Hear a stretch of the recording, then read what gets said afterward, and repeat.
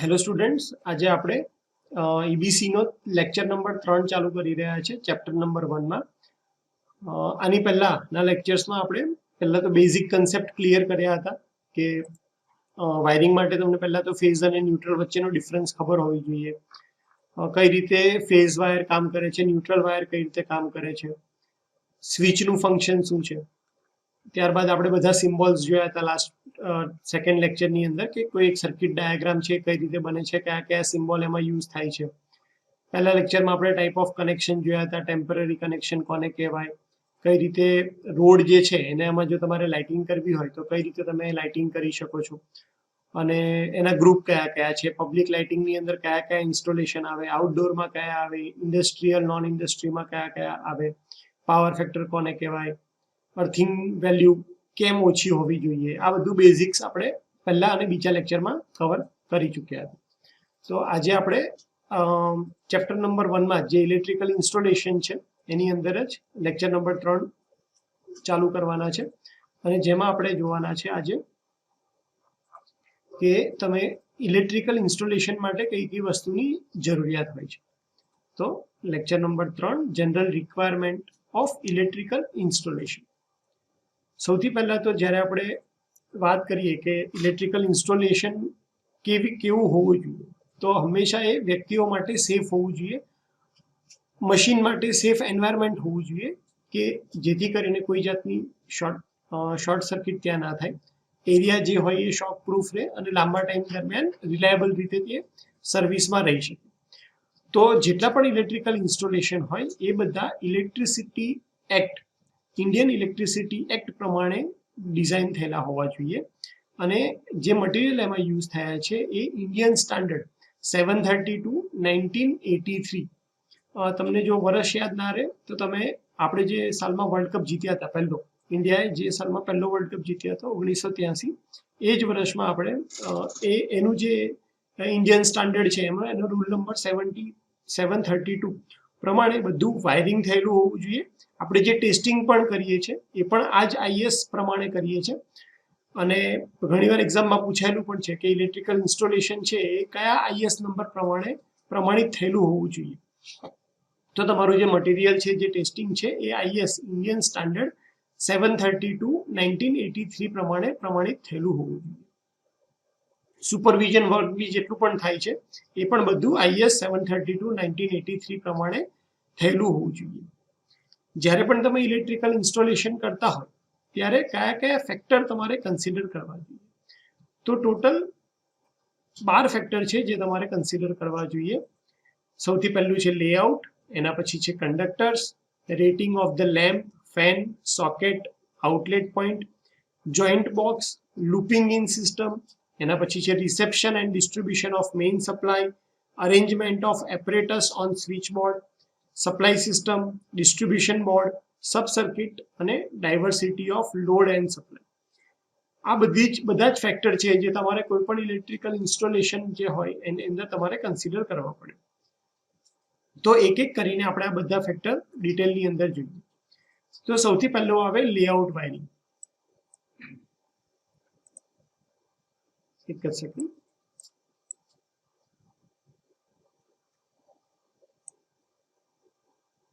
Okay, તો સૌથી પહેલું આવશે લેઆઉટ વાયરિંગ. તો જે પણ વાયરિંગ ડાયાગ્રામ હોય એનું બહુ જ ઇમ્પોર્ટન્ટ હોય છે ઇન્સ્ટોલેશનમાં. કેમ? કારણ કે વાયરિંગ ડાયાગ્રામ પરથી જ તમને આઈડિયા આવશે કે કઈ વસ્તુ કઈ જગ્યાએ મૂકવાની છે, કઈ જગ્યાએ પ્લેસ થયેલી છે, તમારી વાયરની લેન્થ કેટલી આવશે, ક્યાં તમારું ડિસ્ટ્રીબ્યુશન બોર્ડ લાગશે, ક્યાં તમારું સબ ડિસ્ટ્રીબ્યુશન બોર્ડ લાગશે, કેટલો લોડ છે. તો એના માટે વાયરિંગનું જે લેઆઉટ છે ખૂબ જ જરૂરી છે. લાઇટિંગ અને પાવર સર્કિટ વાયરિંગ ડાયાગ્રામની અંદર બંને અલગથી દેખાડેલી હોવી જોઈએ, કારણ કે પાવર સર્કિટની અંદર આપણે 1000 વોટ કરતાં જે વધારેનો લોડ છે એ દેખાડીએ છીએ, અને લાઇટિંગ સર્કિટમાં આપણે 1000 વોટ કરતાં ઓછો લોડ છે એ દેખાડીએ. અને પાવર સર્કિટ અલગથી દેખાડેલી હોવી જોઈએ. વાયરિંગ ટાઈપ જે છે એ ઇઝીલી ઇન્સ્પેક્ટ થઈ શકે એવા હોવા જોઈએ. જેમ કે કન્ડ્યુટ વાયરિંગ હોય તો તમે એની અંદર ઇન્સ્પેક્શન ઇઝીલી કરી શકો છો. તો વાયરિંગનો ટાઈપ જે પણ તમે સિલેક્ટ કરો એ એવું હોવું જોઈએ કે એનું ઇન્સ્પેક્શન જ્યારે પણ કરવાનું થાય તો એ ઇઝીલી થઈ શકવું જોઈએ. અને જો તમે 3 ફેઝ ઇન્સ્ટોલેશન યુઝ કરતા હોય તો એની અંદર લોડ તમારો બરાબર બેલેન્સ થયેલો હોવો જોઈએ. હવે આની અંદર બે પોઈન્ટ આવે જે હું તમને અલગથી સમજાવવા માંગુ છું. જેમ કે આપણી જે આખી ડિસ્ટ્રીબ્યુશન સિસ્ટમ છે એ 3 ફેઝ 4 વાયર ઉપર ડિઝાઇન થયેલી છે. તમારા ઘરે તમારા લોડ પ્રમાણે સિંગલ ફેઝ સપ્લાય ભલે આવતો હોય, પણ ઓવરઓલ આખી સિસ્ટમનો જે પાર્ટ છે એ 3 ફેઝ 4 વાયરિંગ છે. ડિસ્ટ્રીબ્યુશન આખું જે છે એ 3 ફેઝ 4 વાયરિંગ છે. તો આની અંદર જે મેન્શન કરેલો પોઈન્ટ છે કે 3 phase installation load should be balance, A individual consumer માટે છે. કારણ કે આખી સિસ્ટમનો લોડ બેલેન્સ કરવો એ તમારા હાથમાં નથી કે જે 3 ઘર બાજુમાં છે અને 3 સિંગલ ફેઝ સપ્લાય ચાલી રહ્યો છે, તો કયો લોડ બેલેન્સ રહેશે અથવા કયા ઘર કઈ લાઇટ ચાલુ કરશે, કયો લોડ ઓન કરશે, કયો લોડ ઓફ કરશે, એ તમારા હાથમાં નથી. તો ઓવરઓલ સિસ્ટમનો જે લોડ છે એ કોઈ દિવસ બેલેન્સ નથી થવાનો. પણ જે પણ કન્ઝ્યુમર ઇન્ડિવિજ્યુઅલી પોતાની ઘરે 3 ફેઝ સપ્લાય અથવા પોતાની ઇન્ડસ્ટ્રીમાં 3 ફેઝ સપ્લાય યુઝ કરી રહ્યો છે, તો એનો લોડ હંમેશા 3 ફેઝ ઉપર બેલેન્સ થયેલો હોય એ જોવાની જવાબદારી સુપરવાઇઝરની હોય છે. અને એટલા માટે અહીંયા જે સ્ટેટમેન્ટ લખ્યું છે એ ઇન્ડિવિજ્યુઅલ કન્ઝ્યુમર માટે છે. ઓવરઓલ સિસ્ટમમાં તમે કોઈ દિવસ લોડ બેલેન્સ કરી શકવાના નથી, કારણ કે કન્ઝ્યુમર કયા ટાઈમે એની જરૂરિયાત કઈ છે, કયો લોડ ચાલુ કરશે, આપણા હાથમાં હોતું નથી. બીજો પોઈન્ટ છે કંડક્ટર. તો કંડક્ટર શું છે કે તમારો જે સપ્લાય છે અને તમારું જે ઇક્વિપમેન્ટ છે બંને વચ્ચે કનેક્શનનું જે કામ કરે છે તમારું કંડક્ટર છે. એક કન્ડક્ટિંગ પાથ આપે છે, ઇલેક્ટ્રિકલ સપ્લાયને, ઇલેક્ટ્રિકલ કરંટને પાથ આપે છે. તો આપણા ઇલેક્ટ્રિકલ ઇન્સ્ટોલેશનમાં બે ટાઈપના કંડક્ટર્સ યુઝ થાય છે, એક છે એલ્યુમિનિયમ અને બીજા છે કોપર.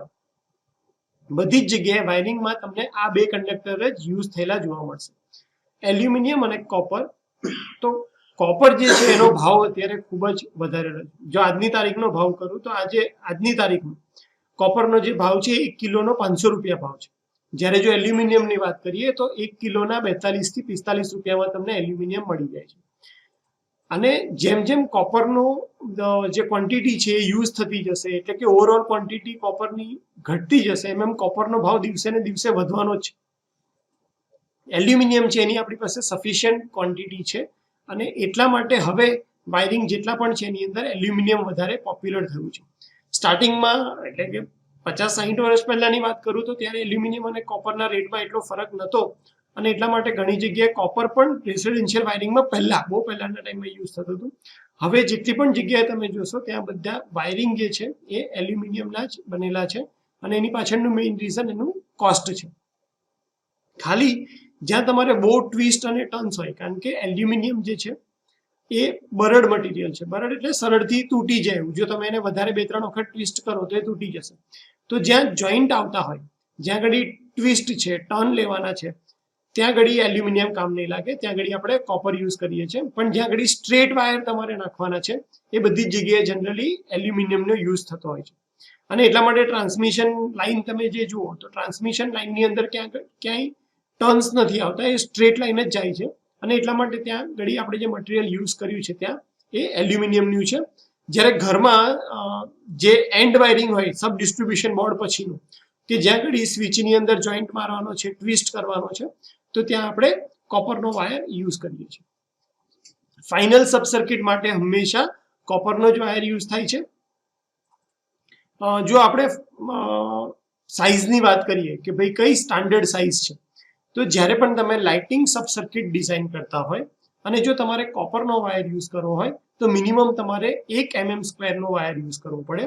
અને જો તમે એલ્યુમિનિયમનો વાયર યુઝ કરતા હોય લાઇટિંગ સબ સર્કિટ માટે તો તમારે 1.5 mm² નો જે વાયર છે એની સાઇઝ એટલી તમારે રાખવી પડે.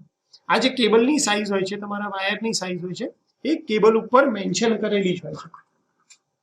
જો મારી પાસે એક કેબલ હોય તો હું તમને, મારી પાસે આ જે વાયર છે આની જે સાઇઝ છે એ વાયર ઉપર લખેલી હોય છે કે આ 1² mm નો છે કે 1.5² mm નો છે. અહીંયા ઉપર તમને બ્લેક અક્ષરથી લખેલું વંચાય છે કે આ એની સાઇઝ કેટલી છે.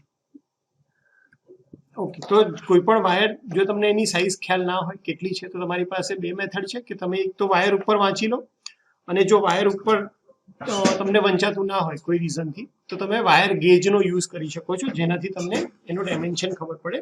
પ્લસ આની ઉપર એનો વોલ્ટેજ ગ્રેડ પણ લખેલો હોય છે કે કેટલા મેક્સિમમ વોલ્ટેજ એક વાયર સહન કરી શકે છે.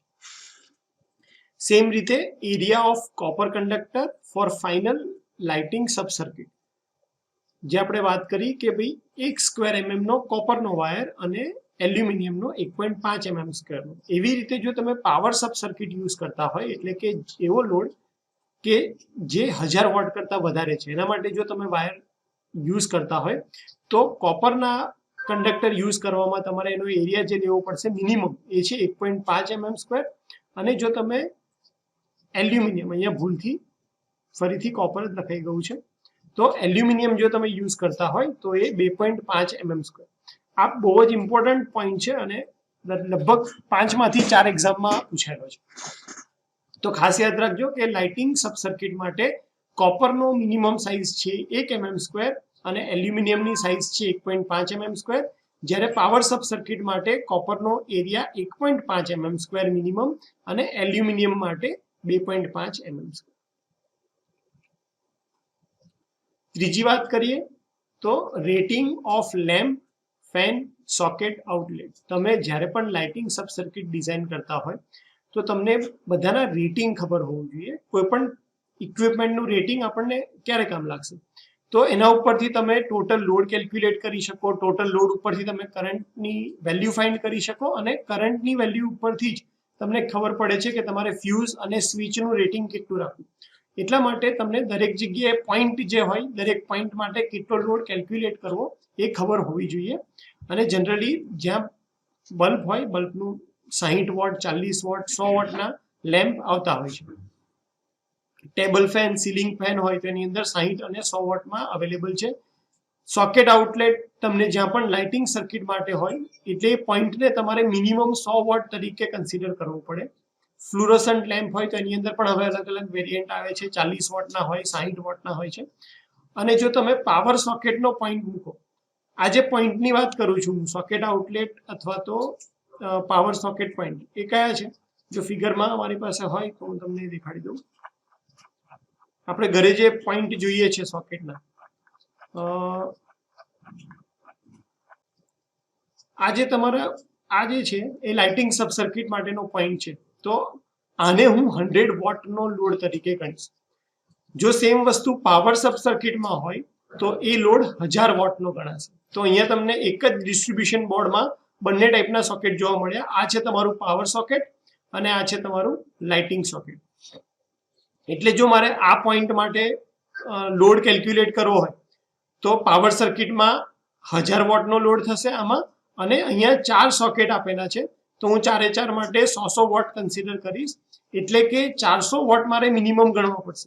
પછી એકચ્યુઅલી એની સાથે તમે જે લોડ કનેક્ટ કરો તો એ પ્રમાણે તમારો લોડ અને એનું કેલ્ક્યુલેશન અલગ થશે. પણ જ્યારે તમે કશું પણ કન્સિડર, કોઈ પણ લોડ કનેક્ટ નથી કર્યો અને તમારે લોડ કેલ્ક્યુલેટ કરવાનો છે, તો લાઇટિંગ સબ સર્કિટના જે સોકેટ છે એના માટે 100 પોઈન્ટ અને પાવર સબ સર્કિટ છે એના માટે તમારે 1000 વોટ ગણવાના છે.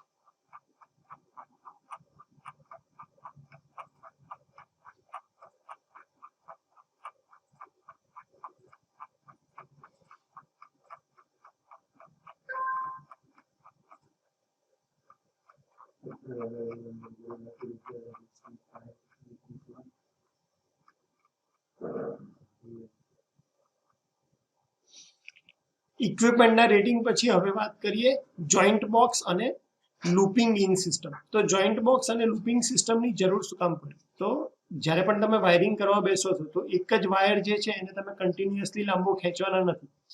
તમારે સ્વિચ સુધી અથવા ડિસ્ટ્રીબ્યુશન બોર્ડ સુધી લઈ જઈ પછી એનો એ જ વાયર કન્ટિન્યુએશનમાં કરવા જાઓ તો વાયર તમારે બહુ જ જે એની લેન્થ છે એ સિરીઝમાં રાખવા જાઓ તમે તો કોઈ એક જગ્યાએથી કટ વાગશે તો તમારી આખી સિસ્ટમ બેસી જવાની છે.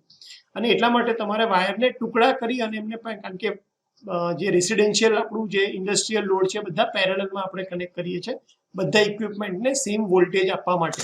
તો તો આપણા જો બધા કનેક્શન પેરેલલમાં હશે તો આપણે વાયરિંગને ટુકડા કરી અને પછી પેરેલલમાં આગળ એને સપ્લાયને આગળ લઈ જશું કનેક્શન કરીને. તો ત્યાં આપણે અથવા તો એને જોઈન્ટ મારવો પડશે વાયરને, અથવા તો એને લૂપિંગ એટલે કે સીલિંગ રોઝ અથવા ફેનમાંથી કનેક્શન આગળ જઈ અને લૂપ દ્વારા એ વાયરિંગને આગળ વધારવું પડશે. તો આ બે ટાઈપના કનેક્શન છે કે જેની મદદથી તમે તમારા વાયરિંગને એક્સટેન્ડ કરો છો, આગળ લઈ જાઓ છો. જોઈન્ટ બોક્સ અને લૂપિંગ ઇન સિસ્ટમ. ત્યારબાદ છે reception and distribution of main supply. તમારો જે ઇલેક્ટ્રિકલ સપ્લાય આવે છે, જીબી માંથી જે સપ્લાય આવે છે એને તમારે કઈ કઈ જગ્યાએ કનેક્ટ કરવાનો છે, કઈ રીતે કનેક્ટ કરવાનો છે. તો સૌથી પહેલા જો ઇન્ડસ્ટ્રીયલ તમારો સપ્લાય હોય તો તમારે એને સપ્લાય બ્રેકર, જે સપ્લાય છે બ્રેકર થ્રુ આવવો જોઈએ. રેસિડેન્શિયલમાં સિંગલ ફેઝ કે 3 ફેઝમાં સ્વિચ થ્રુ તમે એને સપ્લાય જે છે એને તમારી પ્રિમાઇસીસમાં લાવો છો. તમારા ન્યુટ્રલ વાયરમાં કોઈ પણ ટાઈપનો બ્રેક ના હોવો જોઈએ, અધરવાઇઝ તમારા ઇક્વિપમેન્ટ જે છે એ ઓપરેટ થશે નહીં. બધી જ જે સ્વિચીસ છે એ હંમેશા ઇન્સ્યુલેટેડ હોવી જોઈએ અને એન્ક્લોઝ ટાઈપની હોવી જોઈએ, એટલે કે કોઈ પણ સ્વિચ જે છે એ ખુલ્લી ના હોવી જોઈએ. સ્વિચ જે છે એ કોઈ પણ એ સ્ટોરેજ બેટરી તમારી જો છે બેટરીની નજીક હોવી ના જોઈએ, કારણ કે જો સ્પાર્ક થાય તો એની અંદર તમારી જે બેટરી છે એનું મટીરિયલ જે હોય છે એ અચાનક ફાયર પકડી શકે એવું હોય છે. એટલા માટે સ્વિચનું જે લોકેશન છે કોઈ દિવસ બેટરી જે હોય એની નજીક ના હોવું જોઈએ. સ્વિચ છે કોઈ પણ વખત મોઇશ્ચરાઇઝ એટમોસ્ફિયરમાં એટલે કે ભેજવાળા વાતાવરણમાં કોઈ દિવસ એને ઓપન ટુ સ્કાય અથવા તો ભેજવાળા વાતાવરણમાં મૂકવાની નથી. અને એની ઉપર જો એટમોસ્ફિયર એવું હોય કે જે જગ્યાએ તમે કામ કરો છો ત્યાં આગળ ભેજવાળું જ વાતાવરણ કન્ટિન્યુઅસ રહેતું હોય તો તમારે એની ઉપર વોટરપ્રૂફ કવર લગાડવું જરૂરી છે. સ્વિચ બોર્ડ જે છે એની જે હાઇટ તમારે રાખવાની છે એ ફ્લોરથી મિનિમમ 2.5 મીટરના ડિસ્ટન્સ ઉપર જ તમારું સ્વિચ બોર્ડ હોવું જોઈએ. જે સ્વિચ બોર્ડ આપણે યુઝ કરીએ છીએ એ 3 ટાઈપના આવે છે: hinge type metal board, fix type metal board અને ટીક વુડ. ટીક વુડ એટલે કે સાગના લાકડાના બનેલા સ્વિચ બોર્ડ તમારા. ફિક્સ મેટલ ટાઈપ એટલે કે મેટલનું આખું બોર્ડ હોય, જેવા તમે પેનલ બધી જોઈ હશે કે આખી પેનલ જે છે એ મેટલની બનેલી હોય, એ ટાઈપના સ્વિચ બોર્ડ આવે છે. અને ત્રીજું છે હિંજ ટાઈપ. હિંજ એટલે આ ટાઈપના કે આને એ તમારું જે કનેક્શન છે એ આખું એક પેનલ બોર્ડની જગ્યાએ ડોર ટાઈપનું બનેલું હોય મેટલ બોર્ડ તમારું, અને ઓપન અને ક્લોઝ થઈ શકે, જેની અંદર હિંજ બેસાડેલી હોય. ત્યારબાદ આવે છે arrangement of apparatus on switch board. તો તમારા સ્વિચ બોર્ડની ઉપર તમારે એપરેટસ એવી રીતે લગાડવાના છે જેનાથી એનો જે લાઈવ પાર્ટ એટલે તમારો જે ફેસ પાર્ટ છે કોઈ દિવસ એને ટચ ના થાય.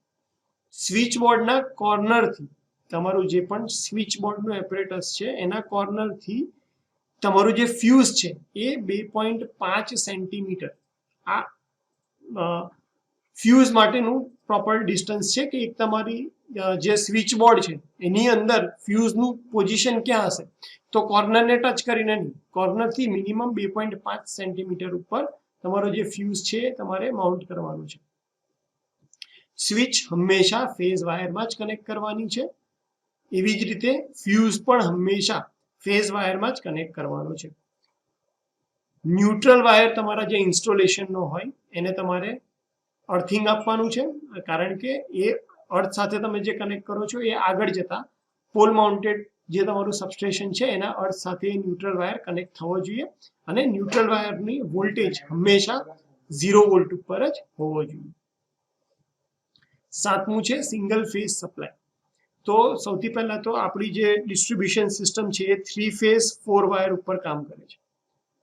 3 ફેઝ 4 વાયર એટલે અહીંયાથી હું ડ્રો કરું તો આર, વાય, બી અને ન્યુટ્રલ. અહીંયા હું લખી દઉં આર, વાય, બી અને ન્યુટ્રલ.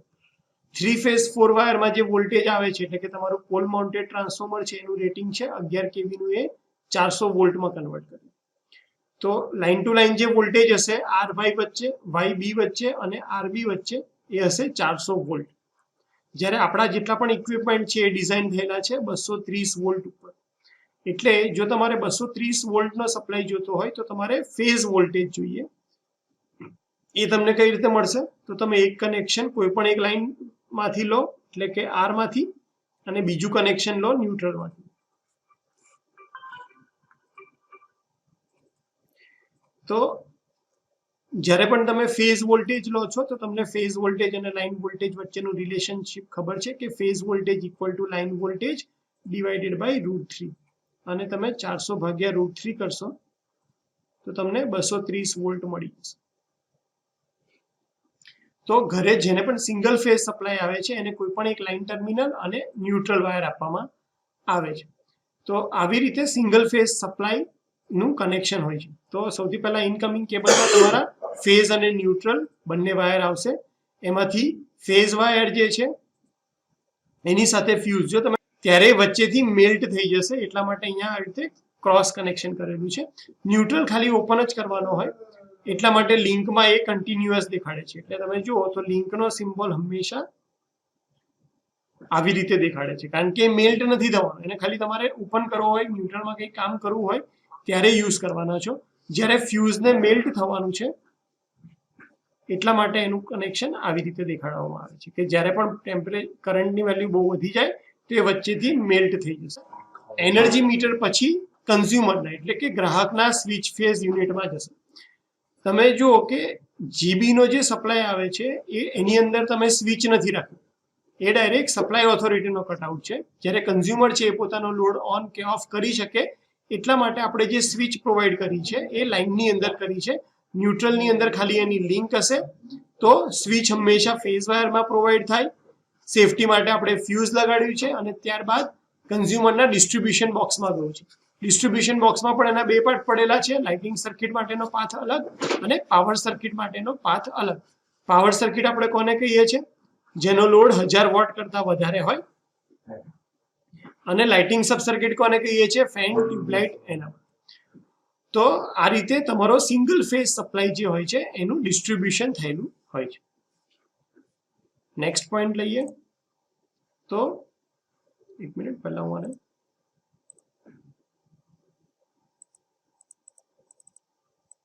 આપણે કાઢી નાખીએ.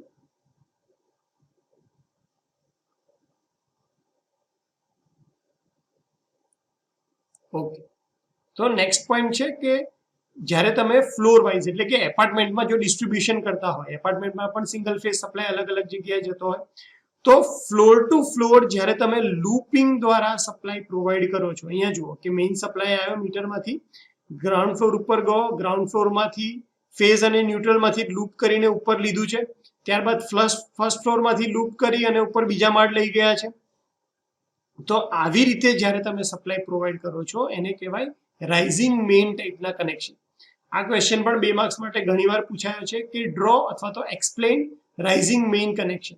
તો રાઇઝિંગ મેઇન કનેક્શન કોને કહેવાય? કે જ્યારે ડિસ્ટ્રીબ્યુશન દરેક ફ્લોરનું જે ડિસ્ટ્રીબ્યુશન બોર્ડ છે એ લૂપ દ્વારા કનેક્ટેડ હોય એકબીજા સાથે, તો એને આપણે રાઇઝિંગ મેઇન ટાઈપનો સપ્લાય કહીએ છીએ.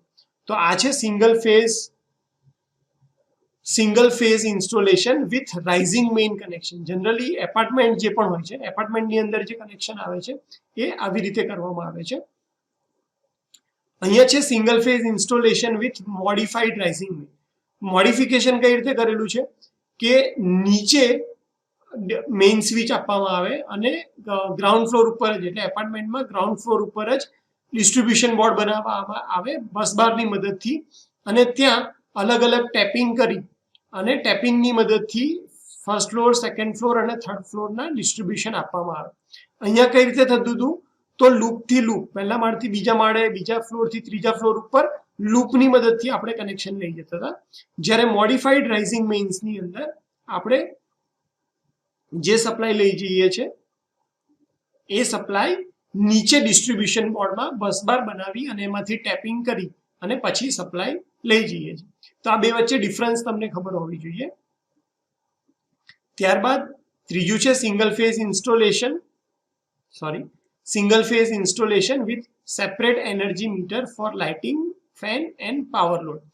તો કોઈ એવા કન્ઝ્યુમર છે કે જેની અંદર એને લાઇટિંગ અને પાવર સ્વિચ અલગ અલગ રાખવાની છે. આપણે કહીએ કે જેટલો તમે તમારો પાવર લોડ અલગથી રાખી શકો, તો એના માટે અલગ અલગ પર્પઝથી અલગ અલગ ટેરિફ લાગુ પડતા હોય. જે લાઇટ બિલ હોય એની અંદર ટેરિફ અલગ અલગ હોય.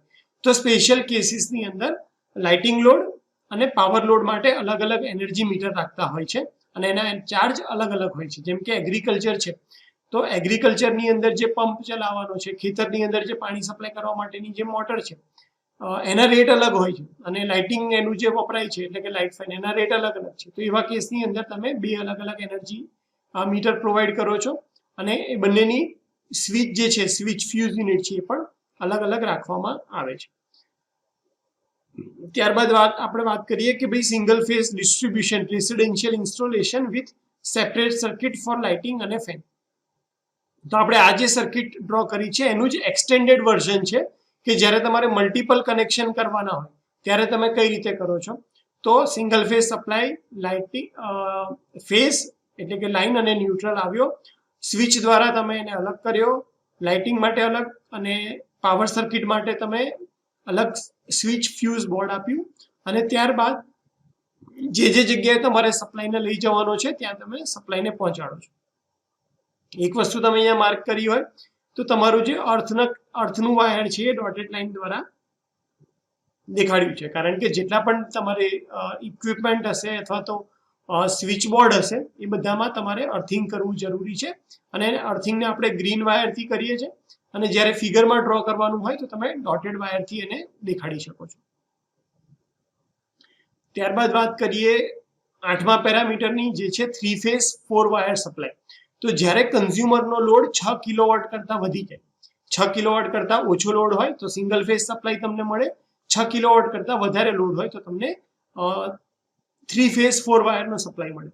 તો 3 ફેઝ 4 વાયર માટે તમારો જે ઇન્કમિંગ કેબલ હશે એ આવશે, એમાંથી આર, વાય અને બી માં તમે ફ્યુઝ કનેક્ટ કરશો અને ન્યુટ્રલમાં લિંક કનેક્ટ કરી હશે. તો આ જે કટઆઉટ છે એને આપણે triple pole and neutral cutout કહેશું કે જે કંપનીના છે. ત્યારબાદ એનર્જી મીટર યુઝ થશે, તો આની અંદર 3 ફેઝ એનર્જી મીટર હશે.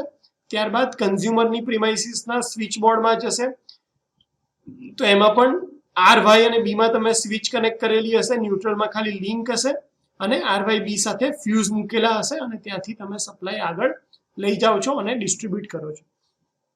હવે 3 ફેઝમાં અમુક લોડ તમારા એવા હશે કે જે 3 ફેઝ માટે 3 ફેઝની મોટર હોય તો એના માટે તમે 3 ફેઝનું વાયરિંગ અલગ કરશો. સિંગલ ફેઝ હશે તો કોઈ પણ એક લાઇન અને ન્યુટ્રલમાંથી તમે એનું કનેક્શન કરી દેશો. ઓકે, સેમ રીતે તમે અલગ અલગ જગ્યા ઉપર, ધારો કે એટલે કે સિંગલ ફેઝ ને ન્યુટ્રલ માટે ડિસ્ટ્રીબ્યુશન બોર્ડ અલગ રાખવું હોય, 3 ફેઝ માટે અલગ ડિસ્ટ્રીબ્યુશન બોર્ડ રાખવું હોય તો એવી રીતે પણ તમે ડિસ્ટ્રીબ્યુશન કરી શકો છો. ત્યારબાદ આવે છે કે wiring diagram of bus bar chamber. જ્યારે ધારો કે 10 માળનું બિલ્ડિંગ છે, 12 માળનું બિલ્ડિંગ છે, 15 માળનું બિલ્ડિંગ છે, આવા કેસની અંદર તમારે જે કનેક્શન કરવાના છે તો બેટર છે કે તમે નીચે બસ બાર ચેમ્બર ડિઝાઇન કરો, RYBN, અને ત્યારબાદ તમે તમારો જે લોડ છે એને ટેપિંગ કરી, બસ બારની અંદર ટેપિંગ કરી અને ડિસ્ટ્રીબ્યુટ કરતા જાઓ. તો આના ફૂલ ફોર્મ ઘણીવાર પૂછાતા હોય છે, SPN એટલે કે સિંગલ ફેઝ એન્ડ ન્યુટ્રલ, ત્યારબાદ TPN એટલે કે triple pole and neutral fuse board. તો બસ બાર જ્યારે પણ એક કરતાં વધારે ટેપિંગ તમારે લેવાના હોય ત્યારે તમે આ ટાઈપની અરેન્જમેન્ટ યુઝ કરો છો. 9મું ફેક્ટર છે એ છે સબ ડિસ્ટ્રીબ્યુશન બોર્ડ, 10મું છે ફાઇનલ સબ સર્કિટ અને 11મું છે ડાયવર્સિટી. તો સૌથી પહેલા તો સબ ડિસ્ટ્રીબ્યુશન બોર્ડની વાત કરું તો જેવો તમારી ઘરની અંદર સપ્લાય આવ્યો ત્યારબાદ તમે એને આગળ લઈ જવા માટે અથવા તો એક રૂમમાં લઈ જવા માટે તમે રૂમમાં જે બોર્ડ રાખો છો, જેને તમે ત્યાંથી સ્વિચ ઓપરેટ કરો છો, એને આપણે સબ ડિસ્ટ્રીબ્યુશન બોર્ડ તરીકે ઓળખીએ છીએ અને એનું જે રેટિંગ છે એની સાથે કેટલો લોડ કનેક્ટ કરેલો છે એના ઉપર ડિપેન્ડ છે. લોડ ઉપરથી એનો કરંટ ડિસાઇડ થાય અને કરંટ ઉપરથી તમે સબ ડિસ્ટ્રીબ્યુશન બોર્ડની સાઇઝ નક્કી કરો છો. ત્યારબાદ આવે final sub circuit. Final sub circuit એટલે કે તમારા રૂમની અંદર જે ડિસ્ટ્રીબ્યુશન બોર્ડ આવી ગયું ત્યાંથી તમે લોડ સુધી જે વાયર લઈ જાઓ છો એ તમારી જે સર્કિટ છે એને આપણે ફાઇનલ સબ સર્કિટ કહીએ છીએ. 11મું છે ડાયવર્સિટી. તો ડાયવર્સિટી એટલે કે લોડને તમે કઈ રીતે ડિસ્ટ્રીબ્યુટ કરો છો. ધારો કે કોઈ 3 ફેઝ છે, આર, વાય અને બી, અને જો તમે બધો લોડ એક જ ફેઝ ઉપર નાખી દીધો, આર ફેઝ ઉપર, અને આર ફેઝ ઉપર જ સપોઝ ફોલ્ટ થયો તો વાય અને બી એના ઉપર તમે કોઈ લોડ રાખ્યો નથી, આર ફેઝ ઉપર ફોલ્ટ થયો તો તમારો બધો જે પાવર છે અથવા એના ઉપર જેટલો પણ લોડ કનેક્ટ કરેલો છે એ બધો બંધ થઈ જશે. તો બેટર છે કે તમે લોડને પ્રોપરલી ડિસ્ટ્રીબ્યુટ કરો, એવી રીતે ડિસ્ટ્રીબ્યુટ કરો કે કોઈ એક જગ્યાએ ફોલ્ટ થાય તો તમારો બધો લોડ બંધ ના થાય, જે ફેઝ ઉપર ફોલ્ટ થાય એનો જ લોડ બંધ થાય. વાત કરીએ કે સિંગલ ફેઝ ઘરે જે છે સિંગલ ફેઝ એમાં કઈ રીતે આપણે ડિસ્ટ્રીબ્યુટ કરી શકીએ. તો અહીંયા જે સૌથી પહેલું કનેક્શન આપ્યું છે કે ફ્યુઝ, આ જે અહીંયા લખ્યું છે ફ્યુઝ મેઇન સ્વિચ અહીંયા લખી છે, તો એને તમે અલગ અલગ ડિસ્ટ્રીબ્યુશન બોર્ડની અંદર ડિવાઈડ કરો અને અલગ અલગ આ રીતે લોડને ડિવાઈડ કરો, એટલે કે 4.5 પાથ 6 પાથની અંદર ડિવાઈડ કરો, જેથી કરીને કોઈ એક પાથમાં જો ફોલ્ટ હશે તો તમારા ઘરનું બધું વાયરિંગ બંધ નહીં થાય, બાકીનો લોડ તમારો ચાલુ રહેશે. કેમ? કારણ કે એ વખતે એકલો આનો ફ્યુઝ ઉડશે અને બાકી બધું જે હશે તમારો લોડ ચાલુ રહેશે. એવી જ રીતે તમે લોડને પણ ડાયવર્ટ કરી શકો છો કે પહેલા એક મેઇન સપ્લાય આવ્યો એને તમે બીજા 2 પાર્ટમાં ડિવાઈડ કરો અને એ 2 પાર્ટને ફર્ધર પછી ડિવાઈડ કરો. તો તમે આવી રીતે પણ જે લોડ છે એને ડાયવર્સિફાઈ કરી શકો છો અને અલગ અલગ ડાયવર્સિટી ફેક્ટરનો યુઝ કરી અને તમારો જે સિસ્ટમ છે એની રિલાયબિલિટી, તમારું જે ઘરનું ઇન્સ્ટોલેશન છે એની રિલાયબિલિટી વધારી શકો છો. હવે ડાયવર્સિટી ફેક્ટર કેટલો લેવો જોઈએ, એની વેલ્યુ કેટલી લેવી જોઈએ?